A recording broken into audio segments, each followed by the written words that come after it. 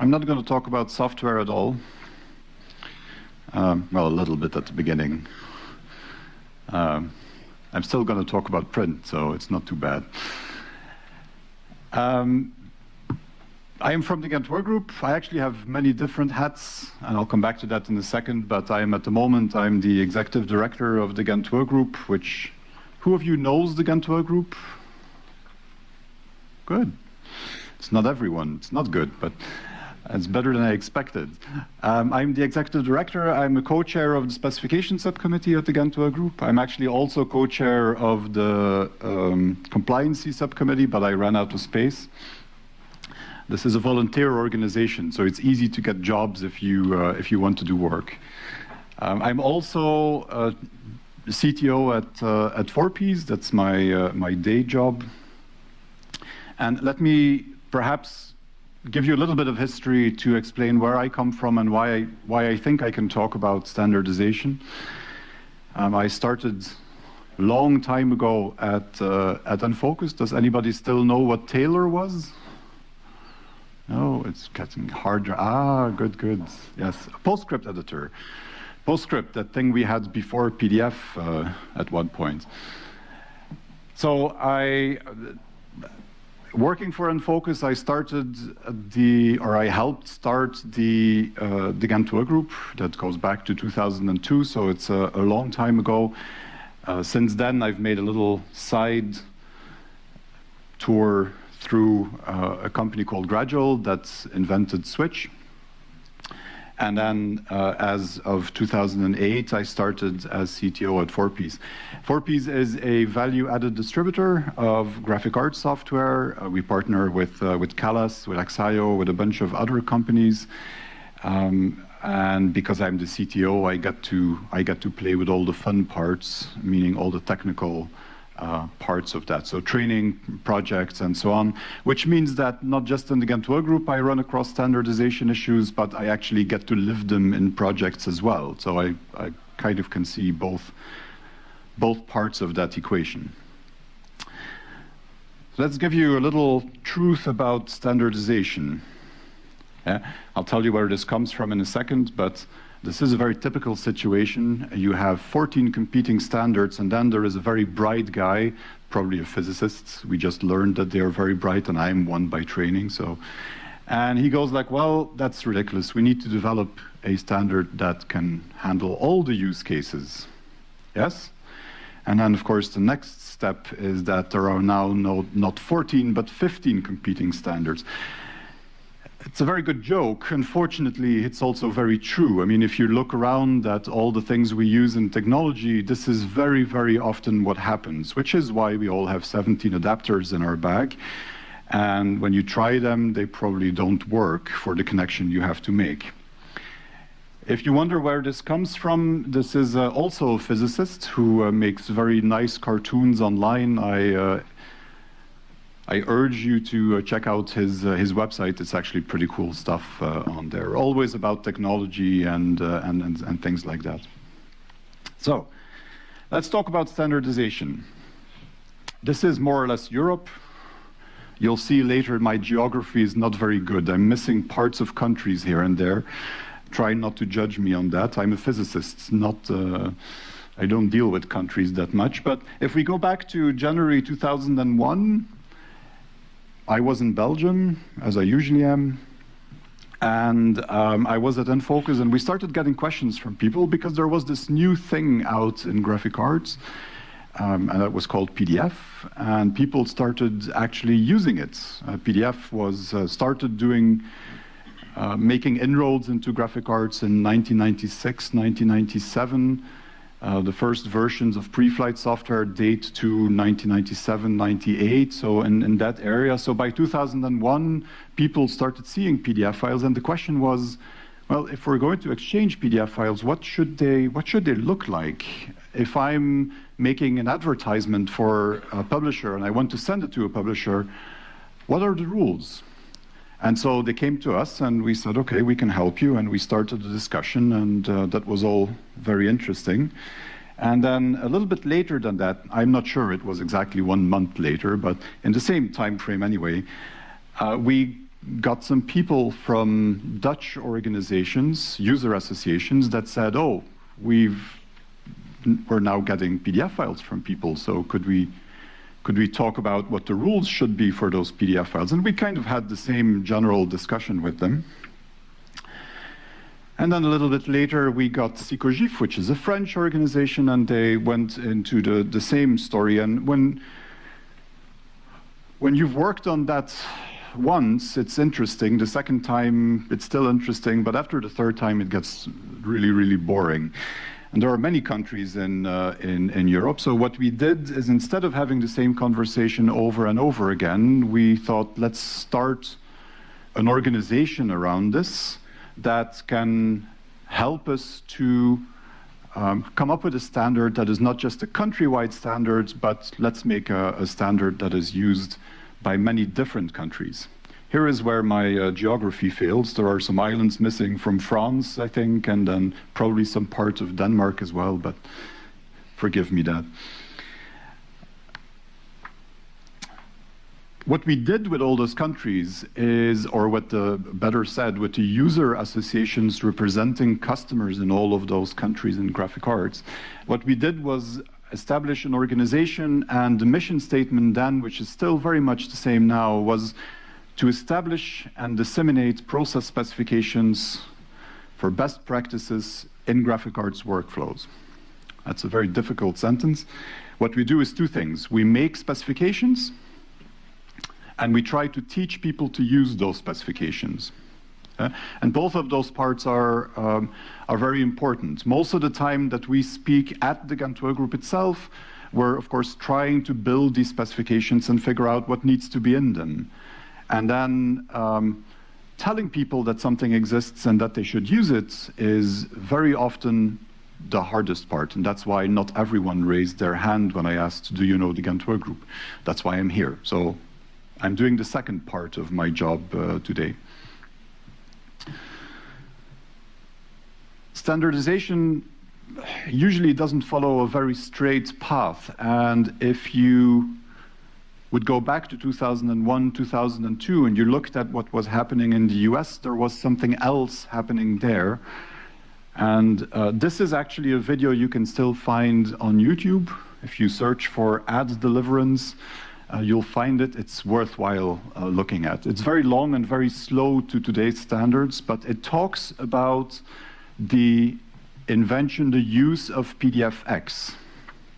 And that is something that happened in the US at the same time we in Europe started working on the Ghent Workgroup, is that there was an organization for publishers there, DDAP, Digital Distribution of Advertising for Publishing, and they got questions from their members about the rules for advertisement delivery to publishers. So they started developing a standard around that, and at some point they went to ISO, the International Standards Organization, and all of that effort became PDFX. And the first flavor of PDFX that kind of took off was PDFX 1A, which is a little bit strange, but PDFX 1 was never really used.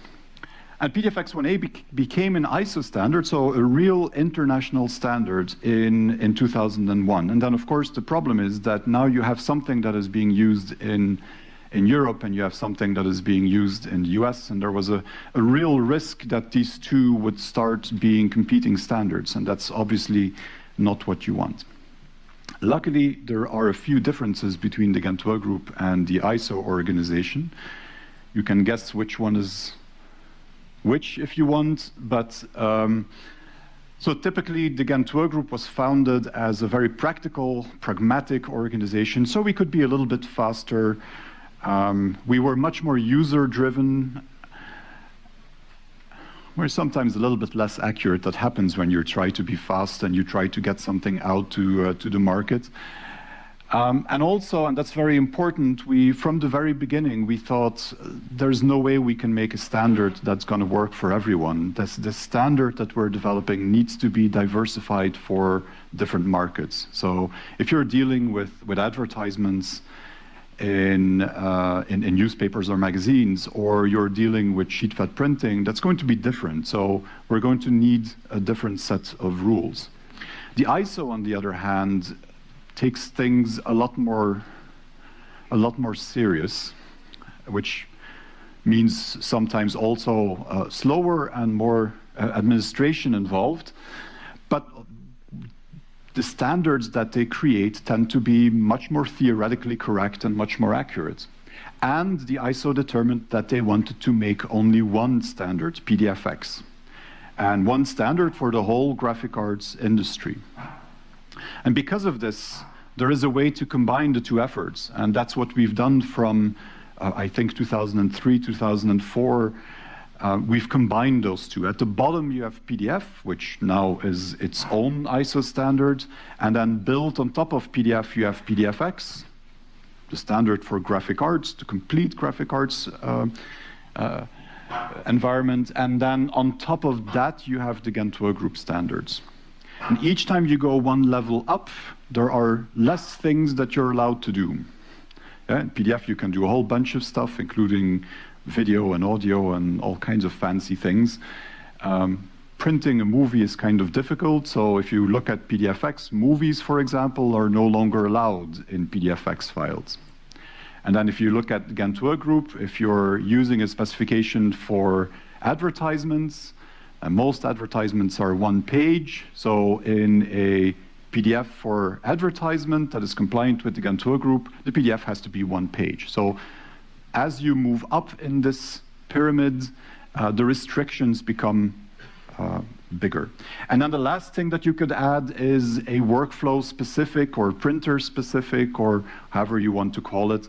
So as a printer, as a company within graphic arts, you can then impose your own rules on top of all these other things that are already there. So those two standards, PDFX 1A on the one hand from ISO, and these specifications that came from Ghent Workgroup, found a way to build on each other, and so we don't end up with competing standards for once. That's a little bit of history. The rest of what I want to say here is a little bit different.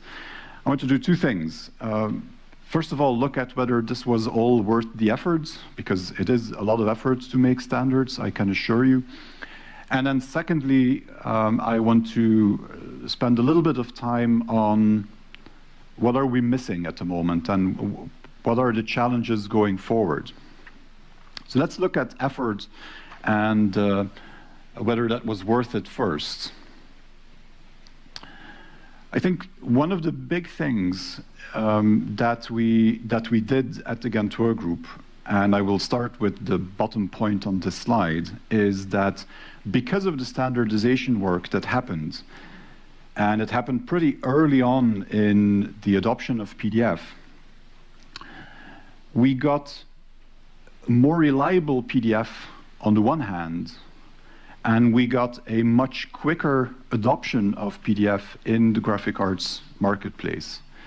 If we wouldn't have been able to find rules that worked across different countries in Europe, for example, then it would have been much more difficult for people who had to create PDF and then supply them to someone else.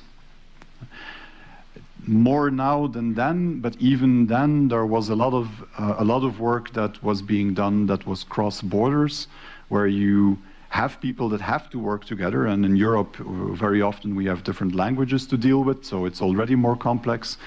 I think the work that the Ghent Workgroup has done there has definitely helped in making this transition go easier. But it's not restricted to that. I think if you look in all of these individual market segments, working together in a market segment in a particular workflow, of course, is much easier if you know that everyone is using the same format, the same standard version of a file.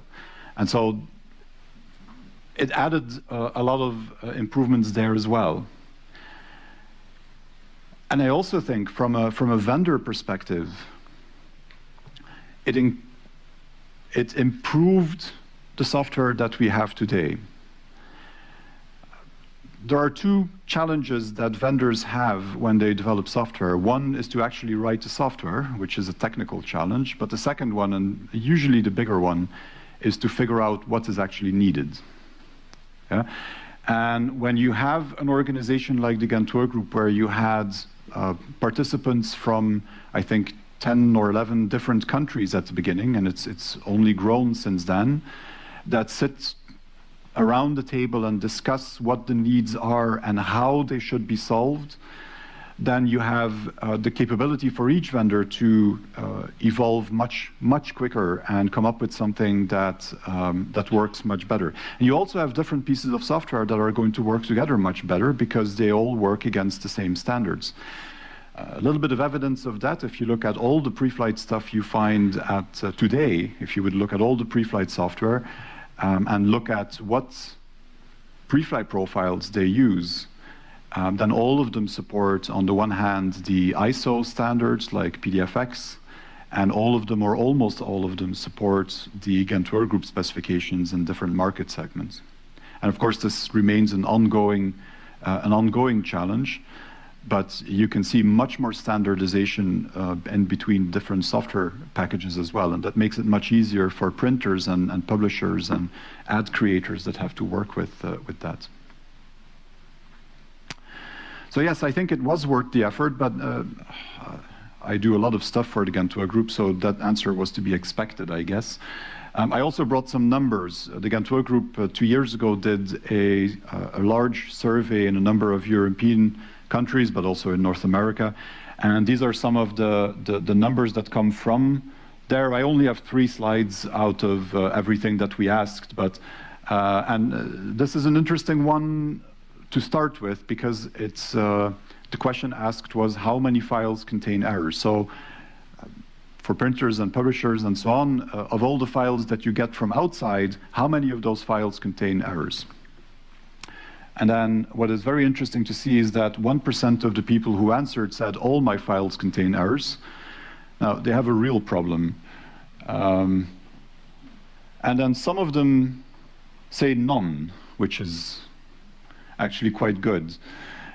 But of course, that's also easily, that part is easily explainable. If you have a closed workflow, for example, where everything comes from a web-to-print system that you have, and you know exactly what the web-to-print system is going to generate because you control it, then you're not going to have problems with the files probably at the later stage. So in closed workflows, having no errors whatsoever is still, well, somewhat understandable. The people who have problems with 100% of their files have a bigger issue, I think.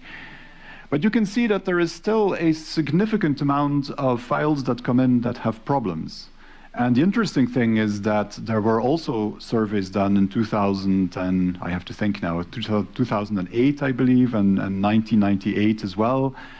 And if you look at all of those different surveys, it gets a little bit better, but it hasn't changed all that much. If you would look at the list of errors that people find in files, that hasn't changed all that much either, with the exception maybe of transparency problems, which were introduced by Adobe at some point. So before that, we didn't have transparency problems. People couldn't make transparency in InDesign, so. But so it's not a. It's not really negative, but it's not a really positive set of numbers here as well. What we also asked is, what standards are you familiar with? And well, this is about what we saw in the room as well, perhaps. There's about 56% of the people who say that they know the Ghent Workgroup specifications. There is a surprisingly high amount of people that says that they know PDFX Ready. Now, I don't know whether the name PDFX Ready means anything to you. It's a standard that is only used or mostly used in Switzerland, but it has PDFX in the name, so people probably say, oh, I know that. But PDFX is very well known. The Ghent Workgroup is actually pretty well known as well. And when you look at the number for the Ghent Workgroup, you have to add that last line, Medable Plus, Print Arena, ID Alliance, because those things are based on the Ghent Workgroup specification. So those people are using Ghent Workgroup stuff, even though they might not be fully aware of it. So this one is not too bad. And then, of course, the next question is, which standards do you use? Because knowing there is a standard is really cool, but if you're not using it, you're not helping your company very much. And there you see a much more diversified answer. The Ghent Workgroup specs are still used quite well, but of course the majority of the people say that they either use PDFX1A or PDFX4. You would have to really go look at their workflows to see how much of that is really the case. But these are some of the numbers that came out of that most recent survey. And then perhaps the most encouraging one was this, where we asked them, well, how long have you been using these specifications?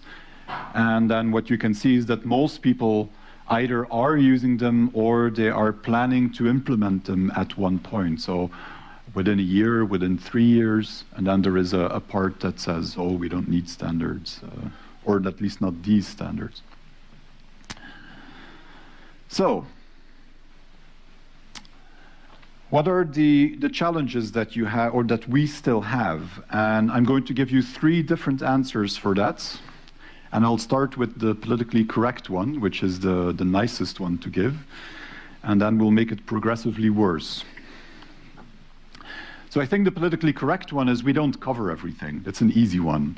Yeah, the Ghent Workgroup started making specifications for traditional commercial print, let's call it that, and the exchange of advertisements.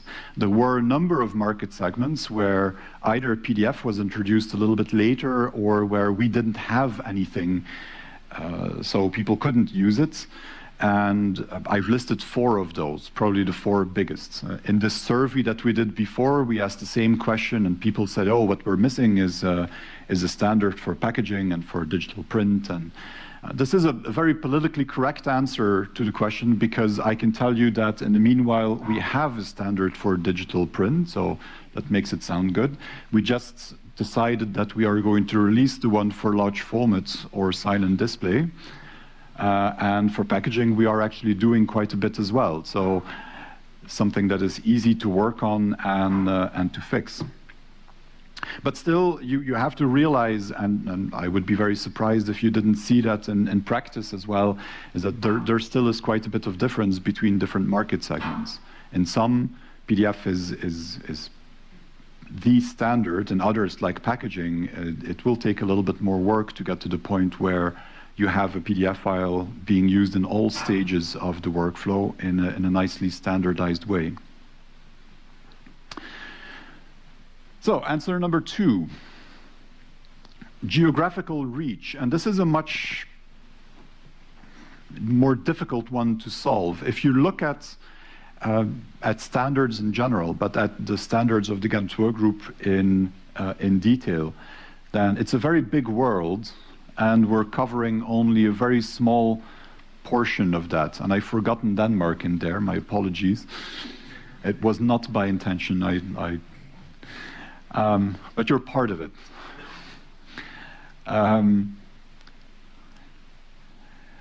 We're covering North America and Europe to different extents.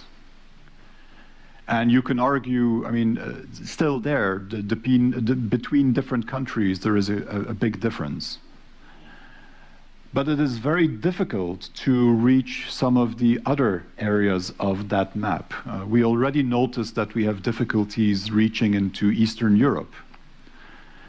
It is even more difficult to make sure that people in, for example, South America or Africa or Asia are following these same standards as well. And that's something that, as the Ghent Workgroup, we are conscious of, that we try to change. This is why we try to, for example, organize our meetings also in a little bit more to the east than what we traditionally do, because that's still doable for all the members, and that gives us a way to also involve user associations from Eastern Europe, for example.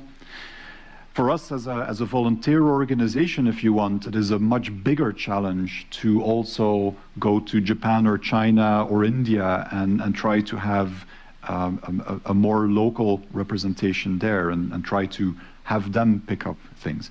The fact that these countries are not colored doesn't mean that nothing happens there. I think in all countries of the world, there are people who know the Ghent Workgroup and are using things that we have created. It's just that if you look at the degree to which people are using these in practice, it is kind of restricted to North America and Europe. So this is a challenge, and as print becomes more and more globalized, even it's an always bigger challenge. We're aware of that, and we're always looking for ways to solve that, but it's a difficult problem. Okay, so then for the last one, and usually when I do this, I don't have that many Belgians in the room, so I can ask, what is this? But now it's kind of a stupid question. So this is Belgium, and I don't know how much you know about our political and other construction, but I've used 3 colors. I could have used more, actually. Yeah, so the two parts I want to talk about today, and this is not a political statement, but the 2 parts I want to talk about today are the north and the south, if you want. So the Dutch-speaking part where I'm from, and the French-speaking part that is more of the south of Belgium. So we're one country. We have those 2 language groups. We actually also have German as a language, an official language group, but we'll forget about them for a second. But we have this nice country that is kind of cut in 2. And what you see, and this is still for me as a Belgian, very strange, is, and I'll give an example by using television. If you look at the official television channels in Belgium, there are 2 organizations, one that is Dutch-speaking and one that is French-speaking. They both get money from the government and stuff. Yeah? They make things. The amount of overlap between those 2 is almost 0, meaning if you look at Flemish television and you look at the Walloon part, the French-speaking part, the amount of people that appear on both of those is almost 0. Yeah? So from a cultural point of view, and it actually goes much beyond the language, because many of us speak both languages. There is a very big cultural divide between those 2 parts of the country. There's very little overlap. And I want to use this image to talk about our industry, because I think what we're seeing is still very much the same thing. On the one hand, you have this guy on the left here, which is dressed to stand behind the press, so he's the production guy in the story. And on the right-hand side, you have, there was an Apple logo on his shirt, but it's disappeared for some reason. You have the creative guy, yeah? And what we see in graphic arts in general is that it is still very, very difficult to reach both of these groups of people with the same communication and make them talk to each other. That means that if I go to, and actually I did the experiment a number of times, if I go to a creative person and I say, tell me the websites where you get your information from, I'll probably get a list of sites that I've never heard of if I'm on the production side, and probably the same in the other direction. Of course, it's not 100%, and I don't want to say that. I mean, there are lots of schools where they try to combine these 2 things. I already had some discussion about that today. There are schools where they try to combine these 2 things and make sure that people who create things also know about the production world, for example, but it is still very, very separate. And what I think is, if you look back to the slides, if we ever want to be in a position where you can really reduce the number of problems that we see in files coming into production, and that is important for all the things that we've talked about today already, standardization, automation, all these things. You need good input, because if you don't have good input, you don't get good output. Yeah? If we really want to reduce this at some point, we need to find a more effective way to also involve the creative people when we talk about production issues and production problems. And I keep seeing this thing. And again, Ghent Workgroup, this is probably our biggest challenge, and I'm not sure we have a real handle on how to solve this. But you keep seeing it on all kinds of levels. I'm part of the Quark Express Facebook user group, for example. If you look at the questions about PDF that you get asked there, sometimes they are really, really basic things where you think, well, you've been in the industry for 20 years, this is something that you should know. But these people are doing other things, and they don't necessarily get that information in there. So I think, yes, we're missing some market segments, and yes, it's important to try and reach the whole world, but the real problem that we need to solve is how we get better files on the input side, and that we can only do by reaching this group of creative people that most of the time, let's face it, most of the time production people think that they are annoying and vice versa. So that's something that we need to be able to solve. Thank you. Thank you, David. So we are very happy that David wanted to come and present about the work group, because we believe that we also here in this country should work closer with that group, David. And we will stop now because we are really keen on keeping the time schedule. Do you know where David is? He is in the Discovery Zone. And will you stay for dinner, David? I'm here till tomorrow. So. Yeah, so you can grab him anytime, basically, anytime. Okay, thank you very much again.